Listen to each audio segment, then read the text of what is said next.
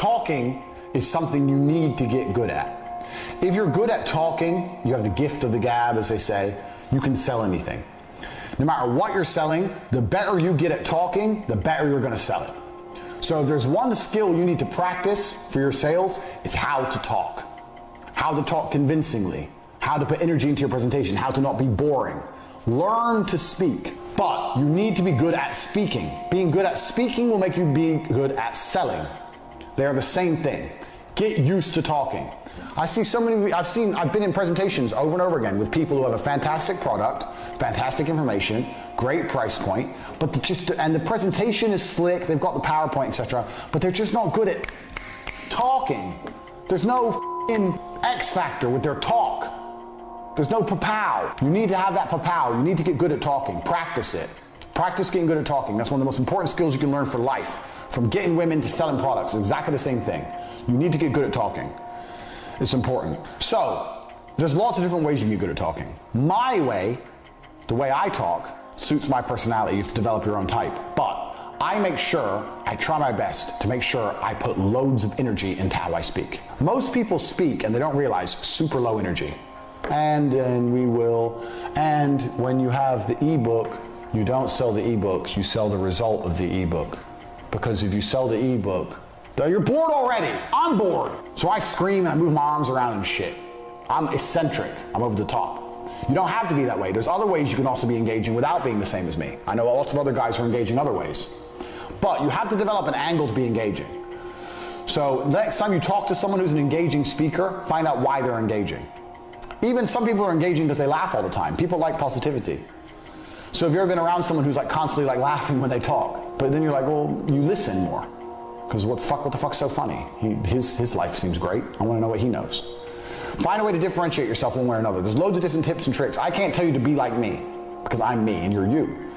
But you need to find a way to be engaging. And the way you do that is next time you're listening to someone and you're particularly engaged, work out what about them is engaging. So I like to be high energy. But high energy always helps. Being low energy never helps anything. Even if you're shit in bed, at least if you're high energy, it'll be better than if you're low energy. You can do something. One thing you do need to avoid is everyone does it, but if you'll notice, you're watching this university, I'm not reading off a teleprompter, I'm doing everything off the top of my head, and I very, very rarely start stuttering or saying, I've trained it out of my brain. And I teach how to do that in the body language course. So if you're watching this and you want to be able to speak like me, free-flowing, bow machine gun, get the body language course. But you start slowly. You talk slowly, you breathe, you make sure you don't make any and then you get better at it, and then you can be as quick as me. Now I talk very, very fast without mistakes, without gaps. And will lose you a deal. So explain to me how the flux capacitor works. Okay, so you just lost it. You just lost the deal right there. And 99% of people will do exactly that. Even people who are good, even experienced people. Okay, so why? How does the flux capacitor work? I'm gonna tell you exactly how the flux capacitor works. Here's how it works. Look at this. I just got the deal. You didn't. All I did was repeat his question. You're saying, so you have time to think. I'm repeating the question, so I have time to think. Tell me how the flux capacitor works. Or tell me how the flux capacitor works. I'll tell you what I'm gonna do. I'm gonna tell you exactly how the flux capacitor works. All I did was repeat his question. It's not complicated. There's tips and tricks so you learn how to speak without sounding like a moron.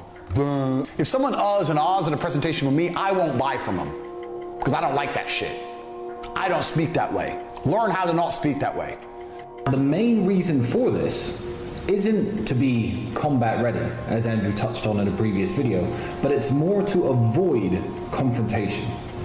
Now, me and Andrew are very controversial characters. Almost nobody who knows who we are likes us. You are one of the few people, you're one of the elite, the people who actually understand what we're talking about and like what we have to say, but most people don't. That said, we are never started on in the real world. Now, of course, now we're well-renowned kickboxing champions, but we've always had the same principles and the same body language and the same mannerisms. And we've noticed that people do not start on us very often. And the best way to avoid conflict and to avoid combat is to be perceptive. There was a very famous experiment actually done in India where tiger attacks on Indian miners were completely going crazy. The numbers were through the roof. And you can look this up, please look it up. And the solution they came to avoid tigers attacking the miners, was these miners would take human-faced masks and wear them on the back of their heads. So they'd do their mining, go down in their boats, drive around in their trucks, be out in the open with this mask on the back of their head. And if you look it up on Google Images, for sure you'll be able to find exactly what I'm talking about. You'll see that the masks look stupid. It looks ridiculous. It was only a very minor touch that these guys thought about the problem and actually applied something. But tiger attacks essentially dropped to zero. Now men, very much like tigers, are big pussies too. I just thought of that. I didn't actually write this. But what you'll find is everyone's a coward and no one wants to fight one-on-one. So even if there's only two of you, your body language, how you stand, and where you place yourself can be a massive deterrent to being started on or having any kind of physical confrontation. Now in school they teach you things like a strong handshake, and I'm sure the basis of this is in every single course or guide to body language in the world, but they teach it for the wrong reasons. In school I was taught that a strong handshake makes the person who I want to employ me like me more or take me more seriously. But you could convey many different expressions and emotions with something as simple as a handshake. If I'm in a room with a group of people who may or may not be hostile, the standard good handshake they'll teach you to give with the right expression on your face can also mean, don't with me. It can say, I'm stronger than you. It could say, I'm not a pushover. These are things that people don't think about because it's never taught. Everyone's taught how to shake hands, to say, please employ me, please give me a job. But many other things can be conveyed with just a handshake. Now, when me and Andrew are out in public, we're always watching each other's backs. Now, paranoia isn't cool, it isn't sexy, and it isn't really alpha to be paranoid all the time that somebody's going to start on you. I know people who walk through the world in this way. They're scared of everything and everybody. The police, the person walking behind them, they're jumpy. That's not what I'm talking about, and that is not the way men like me and Andrew behave. When I talk about watching each other's backs, it's the small things that me and Andrew do that people who hang around with us pick up on. You guys at home won't see these things because they're never recorded and they're never on camera. Me and Andrew always sit, for example, across the table from one another, just in case somebody decides to come up from behind and attack us. It's very much like the tiger analogy, wearing the mask on the back of your head. I am his other set of eyes. If Andrew's on a date with a beautiful woman and I'm sitting with my back against the wall and I can see what's going on behind Andrew, Andrew can relax. Andrew can have his good time. He can not worry about looking over his shoulder because me and Andrew do have a few enemies everywhere, including the city where we live. This doesn't just apply when you're with somebody else, but it can very much apply to yourself. Are you by yourself? Are you in Starbucks getting a coffee, about to do some work on your laptop? Fine. Be very careful about where you sit. Choose somewhere where your back is against the wall. Like right now, I'm sitting in the corner. I can see everything that's going on in the room in front of me. This is the place you want to sit. Not because you think somebody's going to come up and attack you, not because you are scared of assailants or muggers or robbers. Just being able to see everything that goes on in the room gives you the chance to react to situations. I guarantee if you were to look at some of the violent, crazy things that have happened in Europe, from bombings to terrorist attacks in the last few years, some of the people who survived because of where they were sitting. And it wasn't chance. A few of the people, I'm sure, were self-aware enough to be perspicacious about their environment, to sit in the corner, to watch what's going on, to be able to react to the environment around them.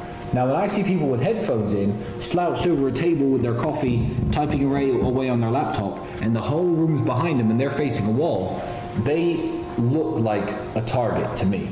You don't have to be a tiger to know that that person is a target. If anything goes down in that coffee shop, if anything goes down in that restaurant, that person is going to be one of the first to die. So watch each other's backs and sit across the table from one another, always. I have had people who I've invited over to Eastern Europe who assume that me and Andrew are the kings of everywhere we go. Mostly because me and Andrew are very adept fighters and we can handle ourselves very well.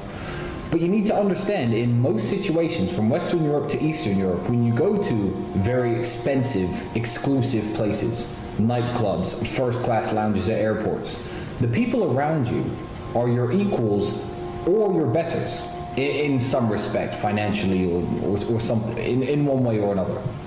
Now, if I'm in a club and I'm sitting in the VIP section, there are 6 tables only in an entire club that has maybe 2,000 people in it. I know those other people are somebody's too.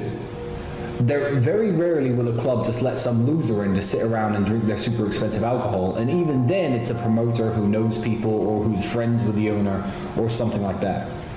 Now, me and Andrew hang out in Eastern Europe a lot, so watching each other's backs isn't just actually viewing your surroundings and knowing what's going on around you, your self-awareness. It's also how you interact with the people who surround you. To give you an example, if I sit down at a table and there are 3 or 4 dudes, a number of dudes who outnumber us to my right. Now, this has happened plenty of times where there are 6 or 7 girls on my table. Now, how you assert yourself is going to determine whether or not those guys try to roll up on your women. You're only 2 guys, you're with 6 girls. They assume that these girls are friends of my girlfriend. They don't know fucking 3 and Andrew fucking 3. So of course it's natural and normal for other guys to at least think about talking to the girls who've come with you to the club. That doesn't happen to me and Andrew because of the way we assert ourselves. What you'll typically find is the most confident amongst them works as a scout. Will say hi, will say, can I borrow a lighter from one of the girls? When that happens, always ask the girl if she's okay afterwards. I do it all the time. A guy will be like, excuse me, do you have a lighter to one of my girls? I'll say, hey, you okay? And touch her arm gently, so the guy says, oh, I was just asking for a lighter. No problem, my friend. Handshake, eye contact. You know, you have to assert, don't fuck with me, with the initial contact with the guy. If I just turn my back and ignore him after the lighter's been borrowed and he gives it back, he's gonna say, where are you from? Who are you? What's up? You know, you have to cut things off the moment they happen. You have to nip it in the bud. So the way you conduct yourself within your own group of people will stop others trying to come over and invade your space. So the key is always to put yourself in a position of power. Don't just sit down and start guzzling away on drinks. I don't typically sit next to Andrew and talk away and let our girls mind their own business. We're mixed in with them, 2 or 3 girls divided by one of us at any stage around a round table, if you know what I mean. So we're always in control of our group, in control of our herd, if you like. So the way you position yourself lets others know not to creep up on you, not to try to talk to your women, and especially not to start some sort of stupid argument. That said, in clubs also, combat readiness. I always like to keep at least one of my hands free. If my hand isn't free, it's something that can be used as a weapon. Now, I've, in my life, been in maybe 2 fights inside of nightclubs, none of them in Eastern Europe. It's more of an England thing. And I avoid conflict at all costs. But the way you stand can mean the difference between getting your ass kicked and winning a fight. Typically, even if I'm smoking a cigar, the cigar can be easily dropped. I'll keep it in my left hand. My right hand is the hand that I'm going to strike with first. That's where I'll hold my glass, because a glass can be used as a weapon just as much as a fist can be used as a weapon. And I always stand left foot in front of right foot ever so slightly, just so I can't be caught off guard, just so that I'm not off balance, just so that at any one time, with my glass and my cigar in one hand, if someone approaches really quickly, which is how these things always start, you're always good to throw a strike, throw the glass, or throw a punch. Before people even come over and try to talk to girls you're with, or try to start a fight with you, people will always scout you out. They'll always stare at you for a little period of time. They'll ask their friends, what do you think these 2 are doing with all those girls? Where do you think these guys are from? So when you catch them looking at you, don't stare them out. Don't put an aggressive look on your face, because that just makes them want to fight you more, especially if you're outnumbered. That's going to encourage a physical altercation. So you don't sit there looking angry at them, and what you absolutely don't do is when they catch you looking at them, look away instantly. That shows cowardice. What I do, I'm a very confident guy, Andrew as well. Keep in mind that when we're in a high-class establishment, the people who are with us are, you know, successful guys, rich guys, mafia guys, dangerous guys. There's somebody to be sitting there. So if I'm holding my drink, typically if I catch them looking and I catch eye contact, I'll just nod at them. Or I'll go like this, I'll raise my glass slightly and continue drinking. They'll typically do the same thing back, and that eases all tension. Nobody after that is going to come over and start trying to throw punches to your face. So if you sit confidently and assert yourself just with your eyes and the looks that you give the people around you, you can avoid basically all types of confrontation. No one's going to come over and try and talk to your women. No one's going to come over and try to assault you, try to insult you. You have to set an atmosphere and set a vibe that you're friendly, but you're not to be fucked with. And one more time, that takes me back to the handshake. That's what you need to say when you introduce yourself to people, especially if they come over to your table and try to do something you don't like talk to your girlfriend.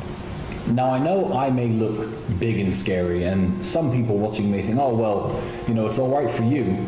You're big and mean looking, so nobody's going to start a fight on you. Nobody's going to want to engage in conflict with you. That's not necessarily true.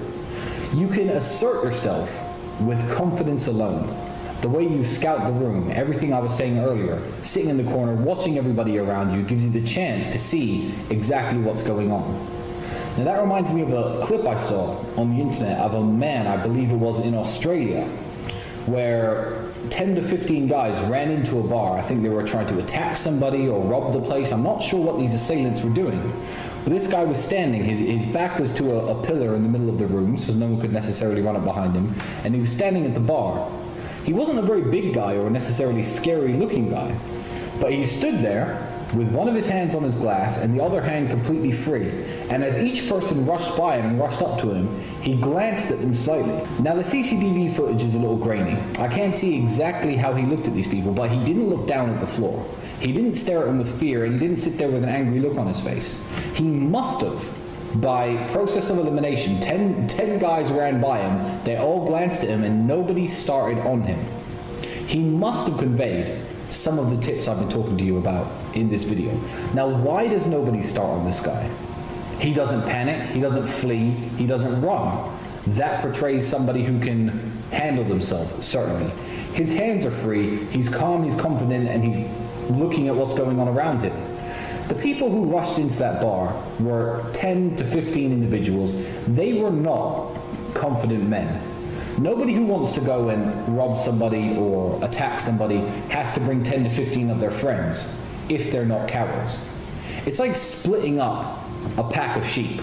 You know, the herd on its own can look intimidating coming towards you. When you get one on their own, they're absolutely terrified. And that's exactly how this guy handled the situation. He looked at each one of them as a one-on-one situation, a one-on-one, man-on-man confrontation. And when they got that look, and when the guys made eye contact with him, or when they brushed past him, none of those people wanted to fight him. And that's the way the real world is. Yeah. Like, there's no way that I should have won that fight. There's no way I should have won. They're the BBC, they had prepared, they'd set it up, she had rehearsed, they lied saying it was going to be completely different questions. I just got out of jail, I had mental health problems, I couldn't sleep, I had bad nightmares, I've been in solitary confinement, all this, and I come out, I win. Of course they hate me, I'd hate me. Of course all they're going to do is print garbage about me forever. So why did I even do it? I guess the reason I did it is because I always have a parachute. I always have a bungee cord of brutal competence. And that competence has come from conflict, and I'm very well versed. I can argue any point. I can argue when I know I'm wrong. I can argue the sky is green. I can argue anything. There's no point I can't argue. And I have that back up. I think the world has always only ever been a battle for influence. Even if you look at the current battlefield, Ukraine is next door, it's 5 hours drive away. The battle in Ukraine is not just about tanks and trenches and grenades. It's a battle for influence. Who influences the people within this territory?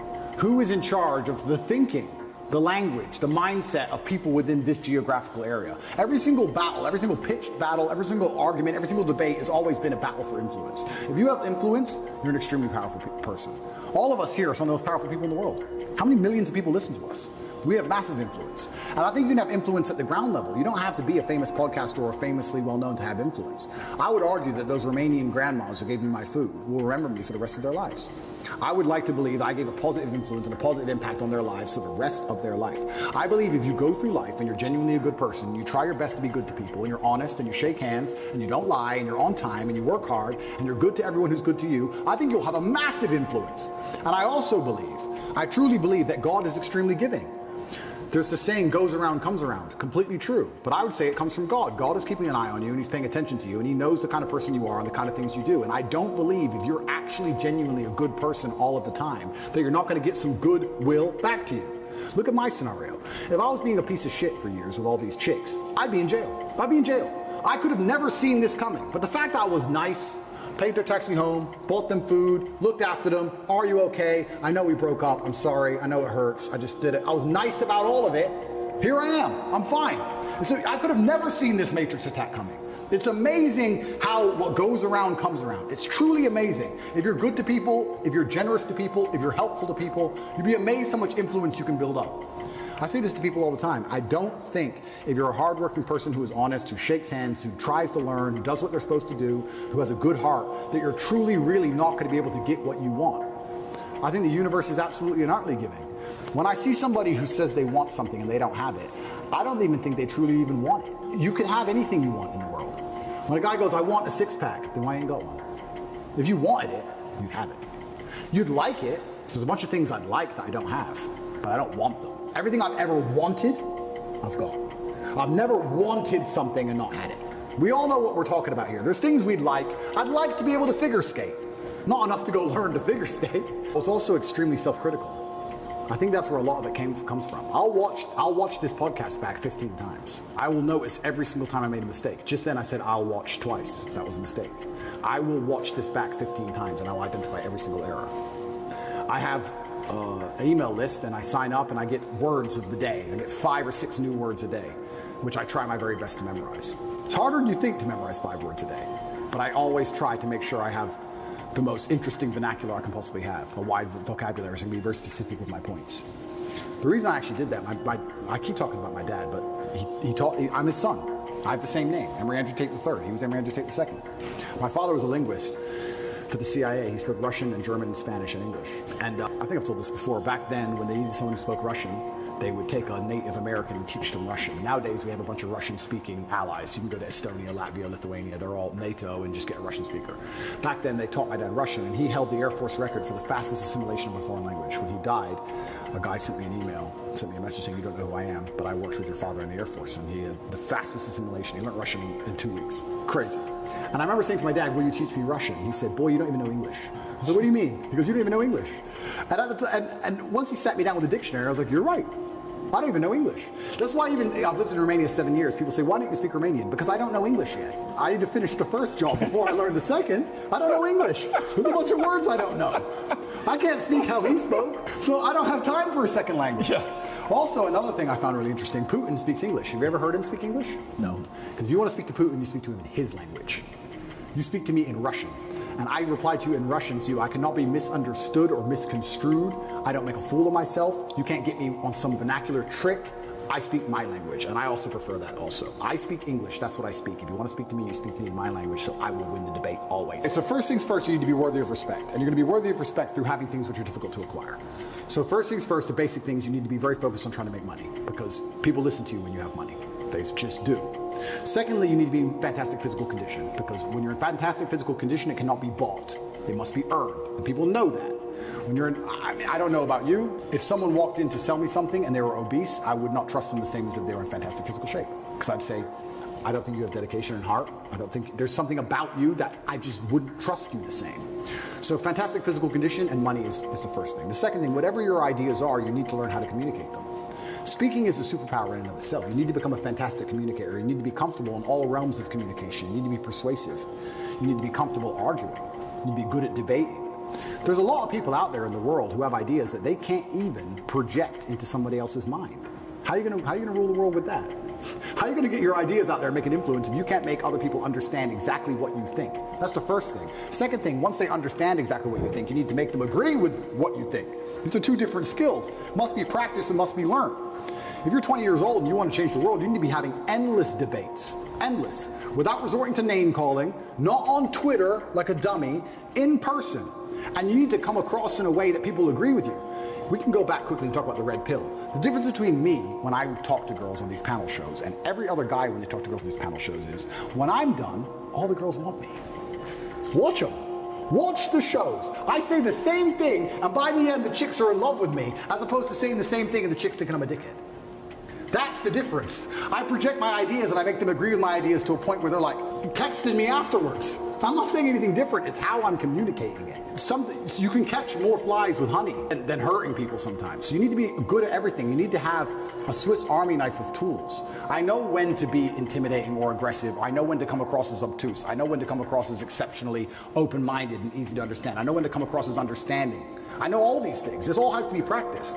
And a lot of it is, communication. I would say, if you're going to say to a 20-year-old who's truly exceptional and driven, I'd say you need to become a master communicator. Because once you can do that, you can do anything. And that fixes all the other problems, right? We talk about making money. If you're a master communicator, you do fantastic in sales. Yeah. You'll kill sales. Yep. You'll absolutely destroy sales if you're a master communicator. Not many people know this, but I used to sell windows. You know the old school knock on the door? Window sales. I did window sales for 2 or 3 years, and I'd say this is one of the hardest jobs you could possibly do. And I would always recommend a young man, if he has some time to waste, to go sell windows. And the reason, it's fantastic, because I'll tell you why. It's the hardest one to sell because 1, nobody wants them. 2, they don't know who you are.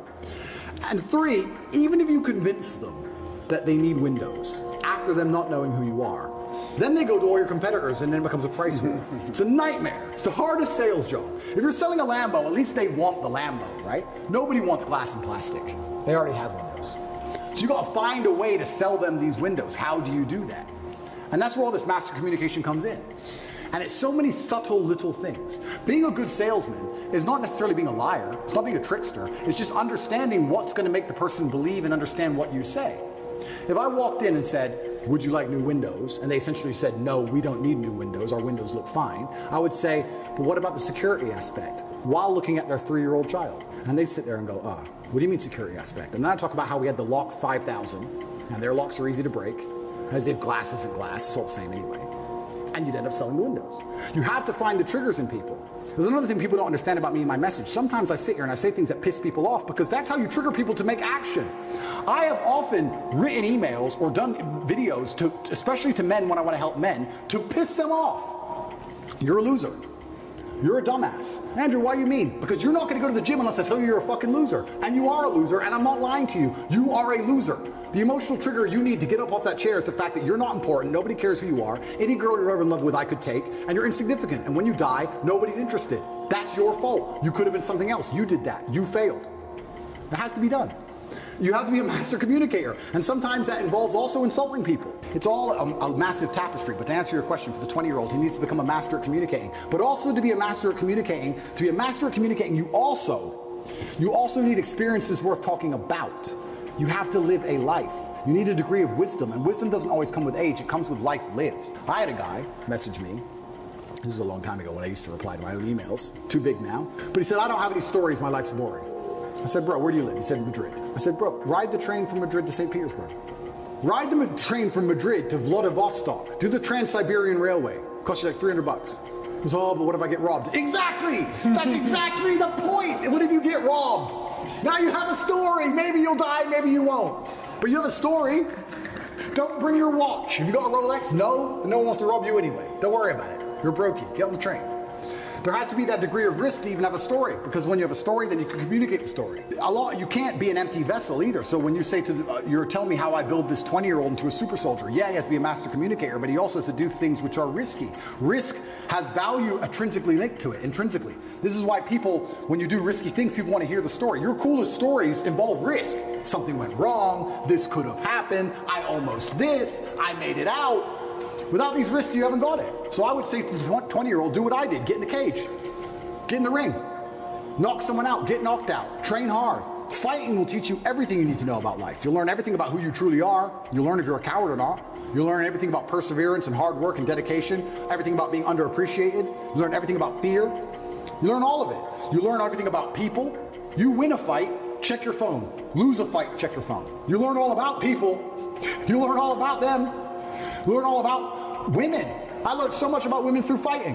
When I had a fight coming up and I was weight drained and I had barely eaten in weeks and I'd lost all this weight and I had a world title fight and I'm fighting a guy who might kill me and she's complaining about the toilet seat. I learned all about women. You learn a lot about life through these difficult processes and paths. And there used to be for men like a rite of passage. In most societies, you had to go through something to become a man, from a boy to a man. But that thing was always difficult. It's always been difficult. Now you have to self-induce it, self-inflict it. But if you're going to be a boy and never bring on that self-inflicted rite of passage, how are you going to ever become a man? It's great feedback. I think if you're an exceptional person, a truly exceptional person, you don't have to be afraid of nearly anything. But man, you'll probably agree with this. In my experience, in nearly every business in the world, you have 10% killers, and then you have a bunch who want the paycheck. They do their job, but I wouldn't say they're killers. You understand? Mm-hmm. And we live in a society for a long time where I can even tell you now, sometimes when I hire, I'll say to my cousin or to my COO, I'll say, look, either get 1 killer or 3 normal people. Because that's the reality. That's the basic. You either need 3 people to half do the job, or you need 1 killer to do the job. And I think that those 3 people who half do their jobs, enough to not get fired, they turn up most of it on time, but they're not really that motivated. Those are the ones who have to fear AI. I think businesses in the medium term are going to become killers in AI. I tell them now, I have some guys who work for me on one particular company and their sales staff.